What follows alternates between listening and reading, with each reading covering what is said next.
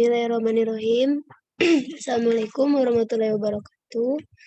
Nama saya Salsabila Mukti Zahra. Saya di sini akan mempresentasikan makalah saya yang berjudul Kesulitan Belajar pada Anak Usia Dini.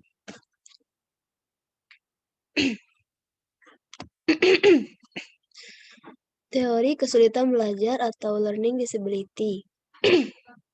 Ada beberapa ahli yang mengemukakan teori tentang kesulitan belajar. Yang pertama ada menurut Abu Ahmadi dalam buku Psikologi Belajar 1999 halaman 74 mengatakan bahwa dalam keadaan di mana anak didik tidak dapat belajar sebagaimana mestinya, itulah yang disebut kesulitan belajar. Lalu ada menurut Syaiful Bahri Camarah 2002, kesulitan belajar adalah suatu kondisi di mana anak didik tidak dapat belajar secara wajar disebabkan adanya ancaman, hambatan, ataupun gangguan dalam belajar. Ada lagi menurut Ghazali dalam Psikologi Belajar mengatakan bahwa kesulitan belajar adalah kesukaran mendapat perubahan tingkah laku yang diinginkan meskipun latihan telah dilakukan. Dan yang terakhir ada menurut Sasmita mengatakan bahwa kesulitan belajar dapat diartikan sebagai suatu kondisi dalam proses belajar yang ditandai oleh adanya hambatan-hambatan tertentu untuk memperoleh hasil belajar. Ada beberapa bentuk dan jenis-jenis kesulitan belajar menurut ilmu psikologi pendidikan. Yang pertama ada nonverbal learning disabilities atau NLD. Kesulitan ini merupakan jenis kesulitan belajar yang mana siswa tidak mampu untuk memahami objek-objek visual yang terkait dengan mata pelajaran yang sedang dipelajarinya. Siswa seperti ini tentunya tidak bisa jika hanya belajar dari gambar, dari tulisan, tanpa penjelasan auditori yang gamblang dari orang lain. Guru dan orang tua harus segera melakukan penanganan yang komprehensif terhadap anak yang mengalami kesulitan belajar seperti ini. Jika penanganannya tepat, prestasi mereka di sekolah pun akan tetap terjaga dengan baik. Berbagai macam media pembelajaran dan metode yang tepat sangat mereka butuhkan. Yang kedua ada diskalkulia.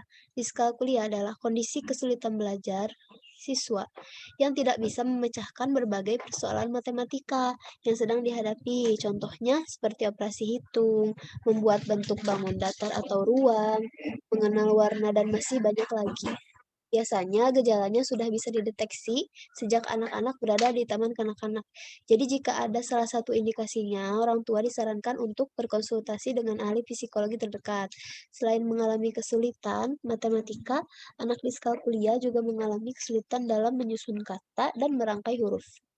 Cara mengatasi kesulitan belajar ini yakni harus menggunakan metode belajar anak diskalkulia seperti memakai kelereng, kertas warna, kertas tempel, berhitung dengan jari, dan hal-hal lain semacamnya. Anak tersebut tidak bisa dibiarkan belajar secara mandiri tanpa dampingan guru atau orang tua, serta melibatkan banyak media pembelajaran yang kreatif. Yang ketiga ada Auditory and Visual Processing Disorder atau APD. Anak-anak mengalami kesulitan belajar sebab mereka biasanya tidak mampu memahami bahasa pengantar mata pelajaran, baik itu disajikan secara tertulis maupun lisan. Jika sudah begini, anak akan sulit belajar dalam semua aspek mata pelajaran. Solusinya, yakni guru harus menerapkan pola kinestik atau praktik nyata agar anak tersebut lebih mudah dalam memahaminya. Biasanya, anak dengan kategori kesulitan belajar ini cenderung tidak bisa diam di kelas dan selalu ingin mencoba hal-hal baru di lingkungannya. Jika permasalahan tersebut sudah terdeteksi, sebaiknya guru jangan melarang mereka untuk memahami pelajaran sesuai dengan apa yang disenanginya. Lebih lanjut lagi, jika hal ini dikembangkan, bukan tidak mungkin bahwa mereka akan menciptakan kreativitas yang luar biasa. Selanjutnya yang keempat ada disleksia. Disleksia adalah salah satu macam jenis kesulitan belajar anak yang mana tidak bisa untuk memahami tulisan, baik itu huruf atau angka. Mereka akan lebih paham dengan penjelasan oral daripada membuatnya sendiri melalui tulisan di buku yang telah disediakan. Bisa dibilang kemampuan otak anak tersebut memang cenderung rendah. Salah satu cara yang baik untuk mengatasi hal ini adalah menerapkan metode pembelajaran kreatif dan inovatif untuk mereka. Guru dapat mengajak mereka untuk mengedepankan pembelajaran yang sifatnya menciptakan kreativitas, contohnya seperti membuat hastakarya, menciptakan berbagai macam permainan yang menyenangkan, dan lain-lain sebagainya.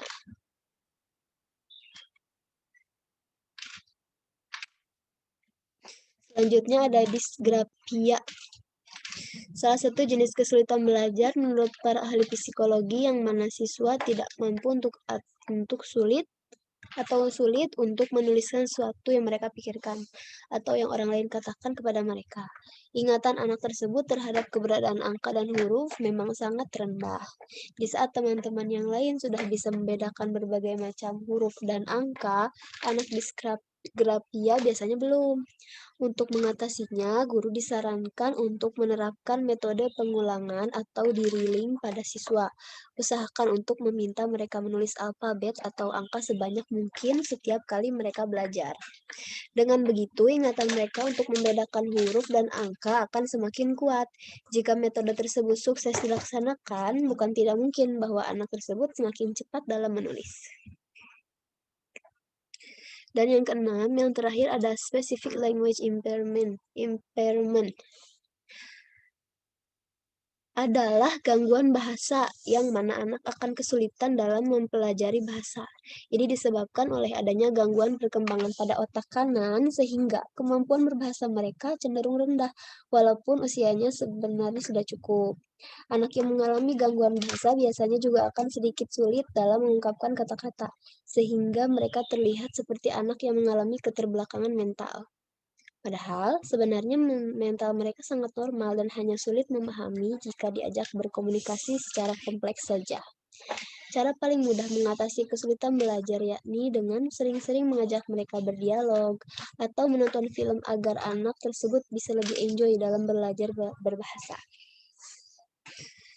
Selain yang 6 tadi, terdapat beberapa faktor penyebab kesulitan belajar lainnya yang mengakibatkan anak atau siswa mengalami kesulitan dalam belajar. Antara lain, tidak bekerja sempurnanya fungsi otak, faktor genetika bawaan lahir, pola asuh yang tidak tepat, mengonsumsi minuman yang mengandung zat kimia berbahaya, kelahiran yang prematur, ibu yang mengidap virus HIV/AIDS, terganggunya kesehatan mental anak atau usia.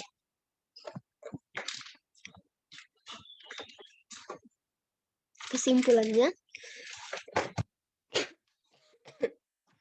kesulitan belajar atau sering disebut dengan learning disability membuat anak yang sebenarnya mampu, cerdas, dan pintar dibandingkan dengan anak pada umumnya menjadi kesulitan memahami ketika proses sedang berjalan.